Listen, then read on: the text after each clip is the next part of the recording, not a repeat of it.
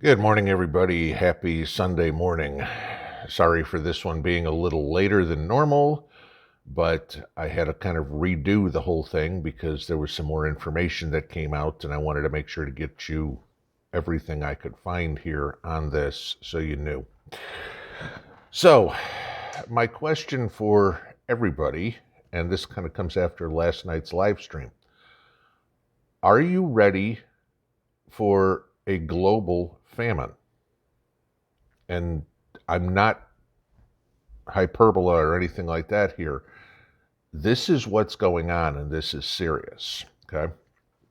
Last night in the live stream, a couple of comments were made about, oh, my food store looks like this, my food store looks like that.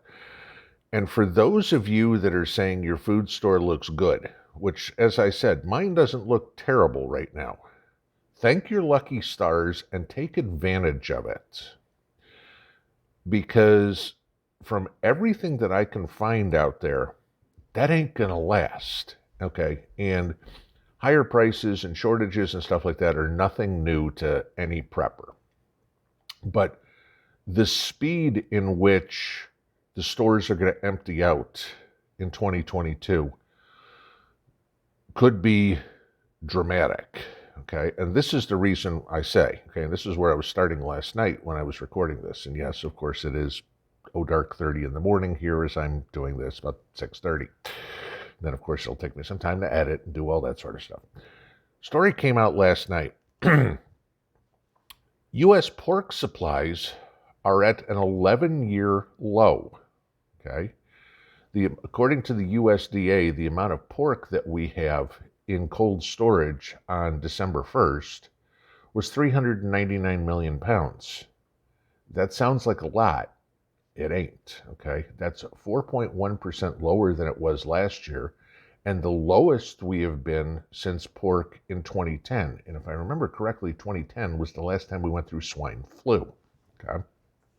Now, what has this done? Well, bacon, one of those lovely breakfast foods that we eat, is now on average $7.21 a pound. That's a lot. Okay, bacon's never been one of the cheaper things you got for breakfast, but $7.21 a pound is crazy.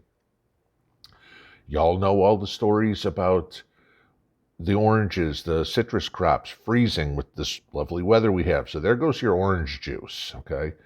How about wheat? We know the wheat crop got devastated last year in Texas. We don't know what it's going to look like this year, but we've got all these cold spells going through again. And, hey, it ain't even February yet. So there goes your toast. You start thinking about it's like, all right, my entire breakfast is disappearing. Pork chops, dinner, whatever it would be. But that's not the big worry, okay, as to the question of produce and things like that going up. The meat is the scary part. Now, we can talk about this, and I want to show you this. This is something you guys already probably know, that fertilizer prices have gone up, and hence the reason that I tell everybody this stuff, okay? Coffee grounds, eggshells, banana peels. I did the whole video on making fertilizer. That'll get thrown in the oven and dried out and ground up today and added to my fertilizer mix.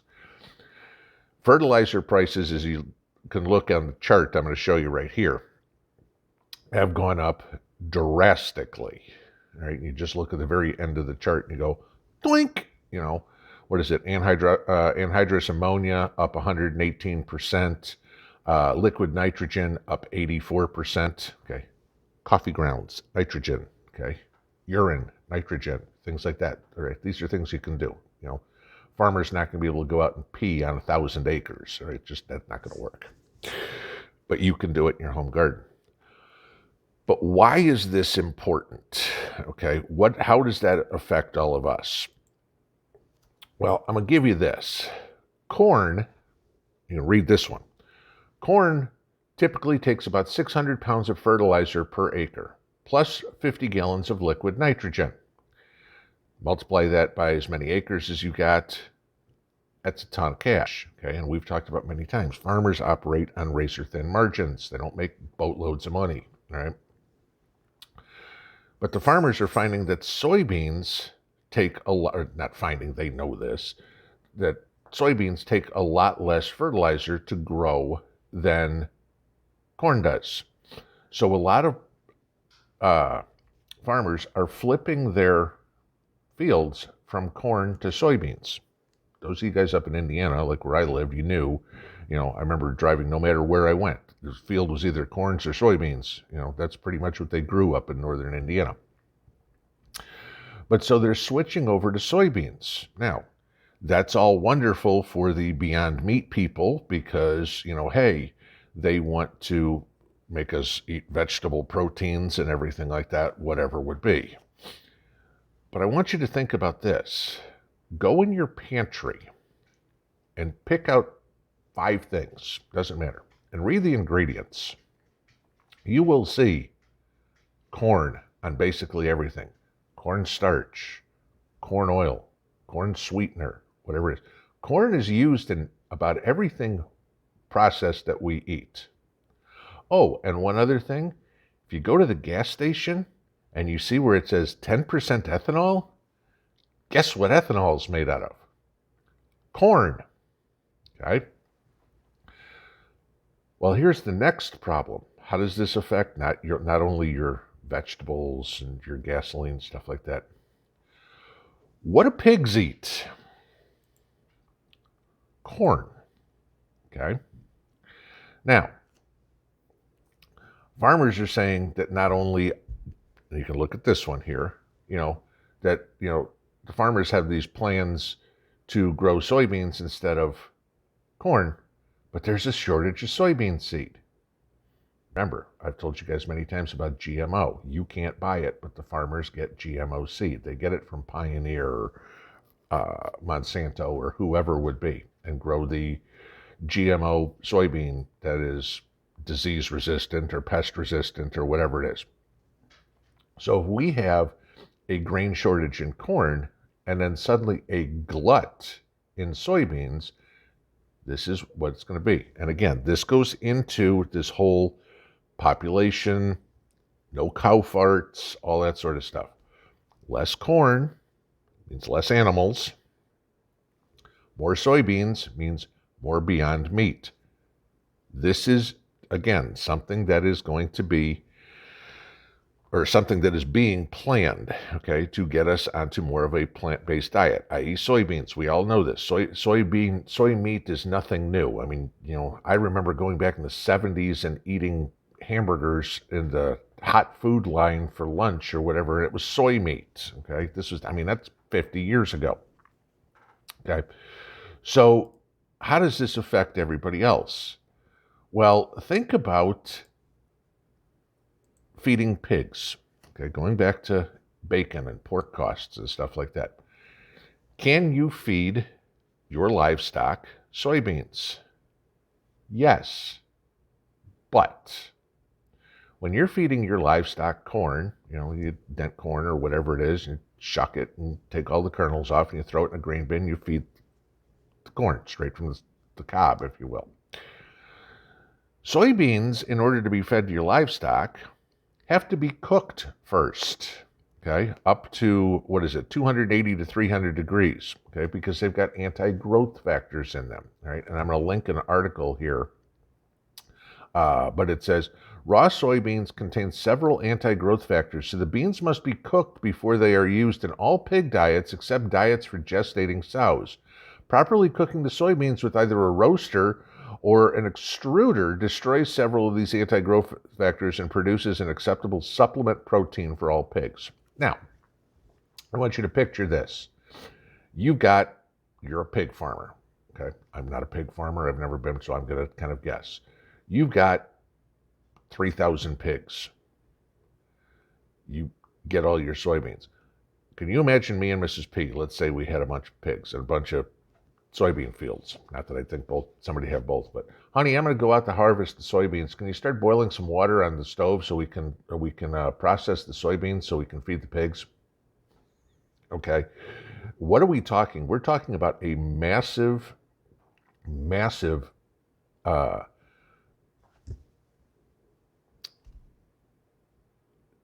what's the word I'm looking for?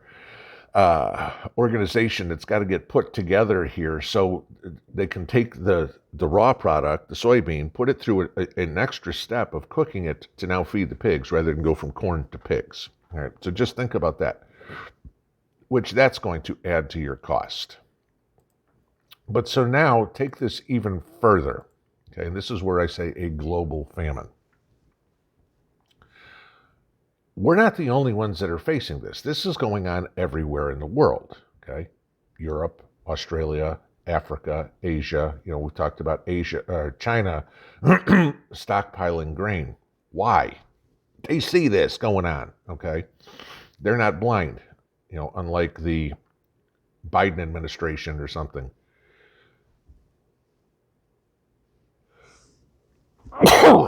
Excuse me. Okay, so let's take a look at Africa, which is usually where famines start, right? You know, or never end. Read this one. Fertilizer demand in sub-Saharan Africa could fall 30% in 2022, according to the International Fertilizer Development Center, a global nonprofit. That would translate up to 30 million metric tons less food produced, which the center says is the equivalent to the food needs for 100 million people. And that's just in Africa. How much food, how much fertilizer less do we have in the US, in Canada, in Europe, in Australia? How many people are not going to be able to get food? Not for anything other than, you know, again, like I said, thinking past here, you got to go step 1 to step 2 to step 3 to step 4 to step 5 to step 6. Okay? Gee, we can't get any proteins because we don't have any fertilizer. Nobody puts that whole chain together and goes, well, you need fertilizer to grow the corn. You need corn to feed the pigs. You need the pigs to feed the people. Okay. This is what I'm saying, guys. We are going to see, if we continue to have these problems, a massive famine around the world. And they are trying to force Beyond Meat, soybean burgers, you know, fake chicken nuggets or whatever the hell it is on us for food. What are you going to do? What are your plans? What do you have done so you don't have to eat fake chicken nuggets? Do you have meat in your freezer, as much as you can get? Do you have a way to get real meat? And again, yeah, I know everybody says, oh, I'm going to go hunting or whatever it is, right? You and 330 million other people. You know, it's not going to take long till the deer and the squirrels are wiped out from the face of the country, and you don't have that. Take this time now, while the stuff is still somewhat in the store. Freeze it, can it, dehydrate it, do whatever, okay? Make venison jerky, make beef jerky, make pork jerky, can the pork. The canned pork, actually, if you can it up, when I canned it up without doing anything to it, it comes out with kind of a smoky flavor to it. It's actually pretty interesting and good. You know, it'd be great for barbecue. Take advantage of it while you can now, because this is what's coming. I know, not exactly what everybody wants to hear, but I wanted to give you the facts rather than going, there's going to be a food shortage, trust me. This is why, okay? This is what we're getting into. Have a good Sunday. Let's hope it's quiet. Enjoy your day. Pinball out.